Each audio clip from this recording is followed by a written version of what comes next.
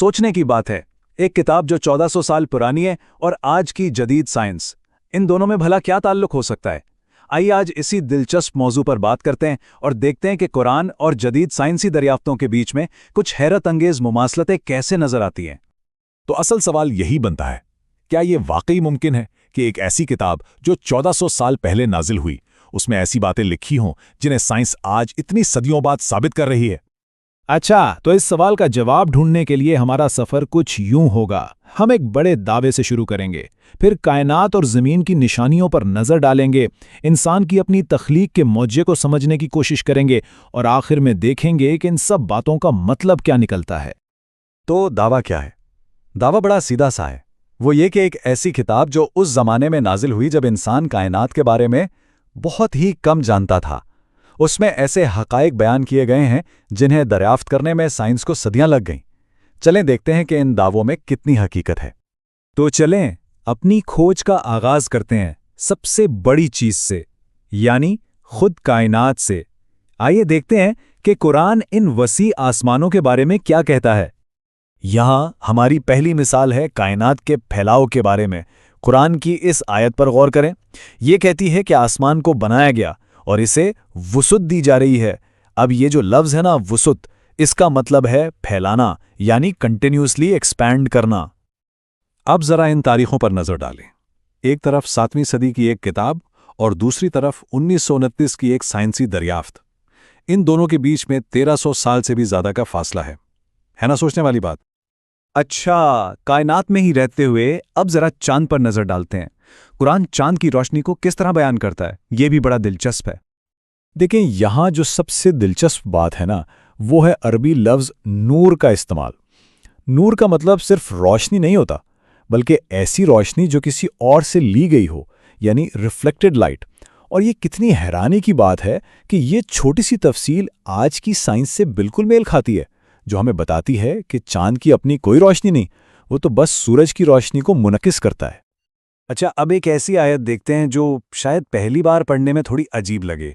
इसमें कहा गया है कि पहाड़ बादलों की तरह चल रहे हैं। अब सवाल यह है कि ये इतने ठोस, अपनी जगह पर कायम नजर आने वाले पहाड़ भला बादलों की तरह कैसे चल सकते हैं? तो इसका मतलब ये हो सकता है कि ये जो तशबीहा है, ये असल में ज़मीन की अपनी गर्दिश की तरफ एक बहुत ही सटल, एक लतीफ़ इशारा है। यानी पहाड़ खुद नहीं चल रहे, बल्कि पूरी की पूरी ज़मीन जिस पर ये पहाड़ मौजूद हैं, वो खला में तैर रही है, घूम रही है। और ये एक ऐसा कॉन्सेप्ट था जो उस ज़माने में तो कोई सोच भी नहीं सकता था। तो कायनात की वस्तुओं से अब वापस आते हैं अपने घर, यानी सियारा ज़मीन पर, और देखते हैं कि कुरान हमारे अपने सियारे के कुछ मज़ाहिर के बारे में क्या कहता है। ये आयत एक बहुत ही अजीब और ख़ास मंजर बयान करती है। दो समुद्रों का जो आपस में मिलते तो हैं, लेकिन एक दूसरे में घुल मिल नहीं जाते। उनके बीच में जैसे कोई रुकावट हो। और यहाँ भी एक कुरानी बयान जदीद साइंस से हमाहंग नजर आता है। ओशियानोग्राफी यानी बहरियात हमें बताती है कि जहाँ मीठा और खारा पानी मिलते हैं, वहाँ उनकी डेंसिटी यानी कसाफत और नमकियात में फ़र्क की वजह से एक कुदरती दीवार सी बन जाती है, एक बरज़ख जो उन्हें फ़ौरन एक दूसरे में मिक्स होने से रोकती है। चलें अब पहाड़ों के बारे में एक और हैरानकुन बात देखते हैं। कुरान उन्हें मीखें कहता है। जी हाँ, मीखें, जैसे एक खेमे को ज़मीन पर गाड़ने के लिए इस्तेमाल होती हैं। भला इसका क्या मतलब हो सकता है? तो बात यह है कि पहाड़ सिर्फ ज़मीन की सतह पर पड़े हुए तोदे नहीं हैं।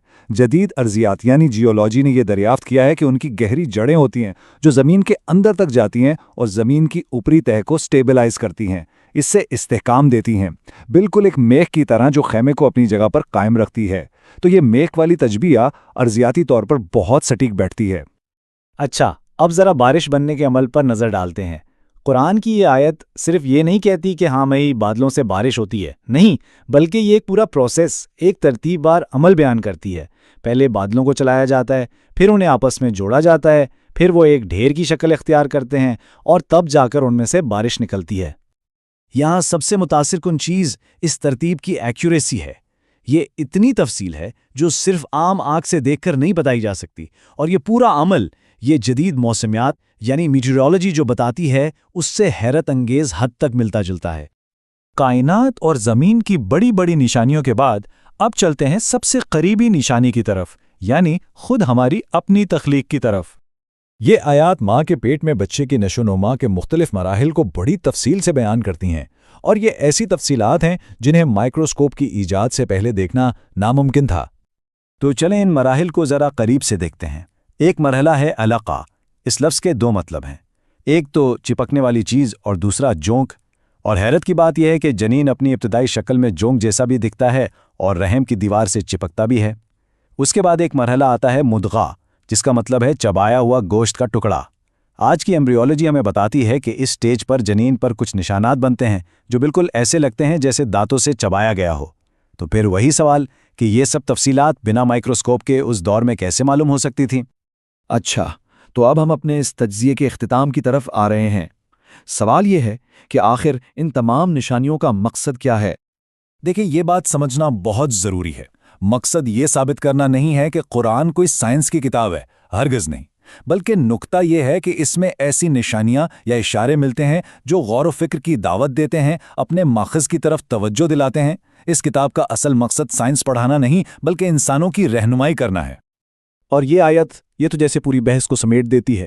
اس میں کہا گیا ہے کہ ہم اپنی نشانیاں انہیں کائنات میں بھی دکھائیں گے اور خود ان کے اپنے اندر بھی، یہاں تک کہ ان پر یہ بات کھل جائے کہ یہی حق ہے۔ تو آخر میں ہم اسی ایک سوال پر بات ختم کرتے ہیں، جو کچھ ہم نے آج دیکھا اور سنا اس کی روشنی میں یہ فیصلہ ہر ایک کو خود کرنا ہے۔ کیا یہ ساری حیرت انگیز مماثلتیں یہ محض اتفاق ہیں یا پھر ان کے پیچھے کوئی گہرا مطلب چھپا ہے؟